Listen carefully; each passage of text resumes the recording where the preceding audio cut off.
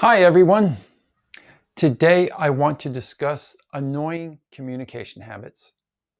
There are two main things we have to gain by discussing this. First, it will be a reminder for us to try to avoid these habits. And second, it will help us to get better insight into the way others communicate. 1. The first annoying habit is vocal fry. Vocal fry is your lowest gravel sound. This is as low as your voice can go. Your vocal cords vibrate as slow as they can. It's a low rattling sound. I think the reason it's annoying to many people is it sounds overly relaxed, even lazy. This is an example of vocal fry. Does it sound familiar? 2. The fake laugh is another annoying habit. People use the fake laugh to show that they have a sense of humor. They use the fake laugh to show that they're a fun person. People fake laugh to make it sound like they're having fun. The fake laugh is often used to prevent awkward silence after an awkward moment. 3. The partial laugh. This is when a person starts to laugh but holds back. Some people adopt this as a regular habit. For example, he was a bigger than life character who often dressed in elaborate outfits. Once, he showed up in a yellow suit. He was quite the spectacle. The partial laugher is continually finding things almost laughable.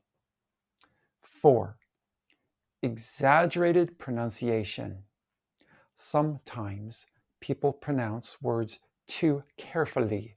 You can tell that they're making an effort to pronounce every syllable of every word with the most clarity possible.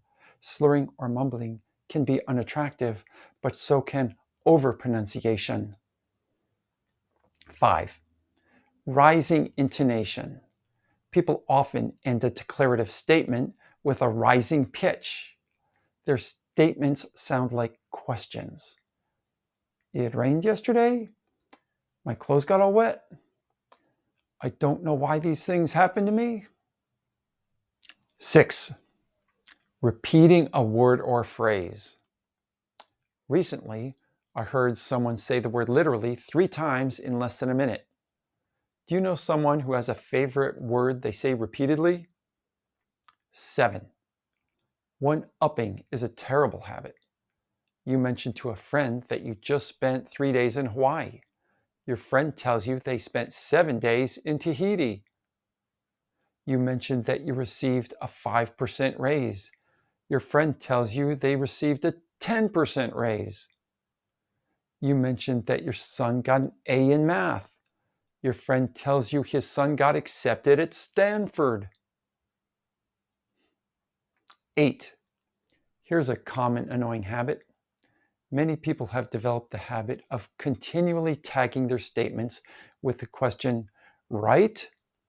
It sounds like this. When you want to play golf, you put your clubs in the car, right? Then you drive to the course, right?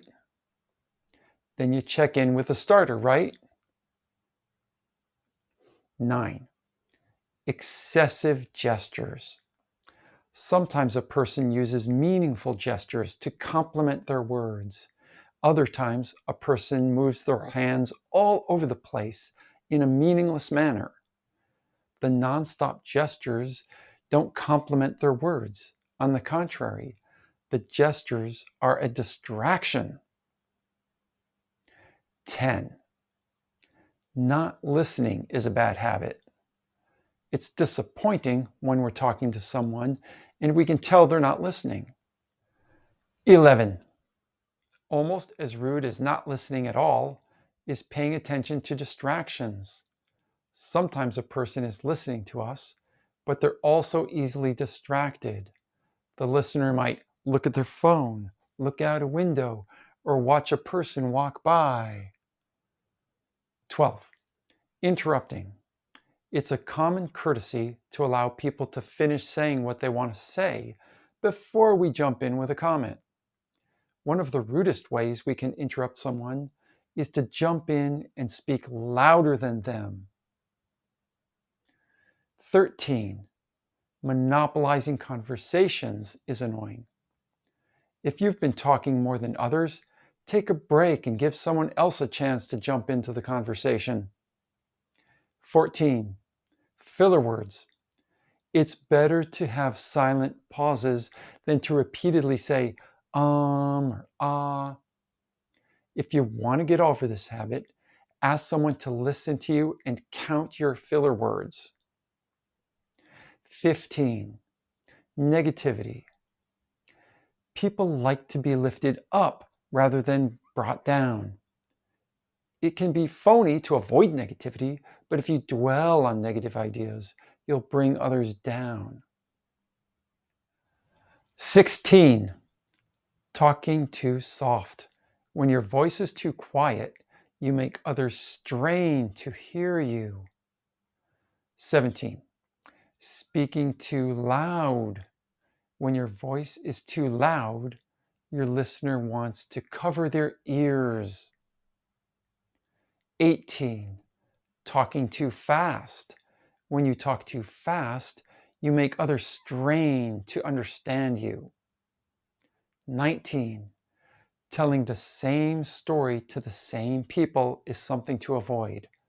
If you're speaking to 4 people and 2 of those people have heard your story before, it's not a good story to tell. 20. Voicing opinions as if everyone agrees with you. People often speak as if the listener agrees with them, when in fact, the listener doesn't agree at all. Don't assume everyone agrees with you. 21. Not picking up on clues that the listener is bored. Many people talk on and don't have any idea that the listener is uninterested. If the listener doesn't add anything to the conversation, that's a clue. If the listener's face is blank, that's a hint. If the listener doesn't do anything to show you that they're interested, that should tell you something. 22. Unsolicited advice. Once in a while, unsolicited advice is welcome, but people often cringe when you give them advice they didn't ask for. You might be right. You may have the answer to their problem, but if they aren't ready to hear it, they won't benefit from it. 23. Have you ever been at a big gathering when someone brought up an inappropriate subject? Maybe you were at a big dinner with your kids and extended family. Your brother mentions the time that you got drunk, had a fight, and got arrested. It's the wrong subject for the setting. 24. Not enough eye contact. If somebody's not making eye contact with you when you're having a conversation, it seems like you're not connecting. You wonder if they're listening. It seems like they're not interested. Sometimes it feels like disrespect. 25. Too much eye contact. When someone looks at you without looking away at all, it makes you feel uncomfortable. It makes you feel under pressure. The constant eye contact seems aggressive. It might feel like the person is scrutinizing you. It might make you feel like the person is trying to read your thoughts and emotions. These are 25 annoying communication habits. Try to avoid demonstrating these habits when speaking with others. Also, see if you can identify these habits during your communication with people in the weeks ahead. Hit the like and subscribe buttons, and I'll see you next time.